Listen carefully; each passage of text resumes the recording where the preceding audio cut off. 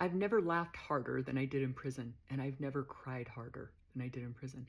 I think I cried for 6 solid months. I had been in prison a year and I got transferred to a new prison. And when I got to the new prison, I got a job kind of by the rec yard. And I would literally go outside for as often as I could be outside. I mean, they would have to call me in for anything because my job was right there. So I would put a note and say, come get me if you need help with your resume. And I would just sit out there and cry. Like 6 solid months, I just cried and cried. It was like a detox of my soul. The thing about prison is there's a lot of silliness that goes on. There's a lot of boredom. There is a lot of boredom, but there's also a lot of silliness, and then there's a lot of tenderness. Like the way our hearts broke. I remember my bunkie one time when I was on my knees in prayer, just praying for my children. She's like, God must love you.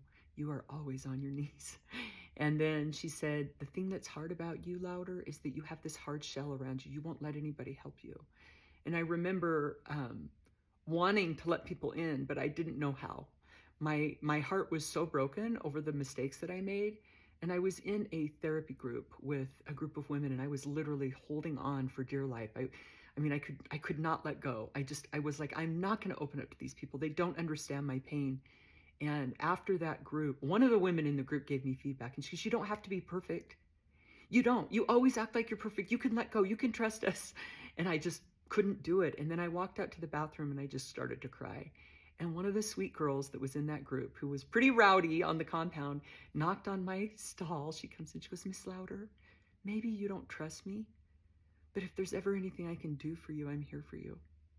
And I remember thinking, if people knew what I knew about this experience, they would think it's sacred.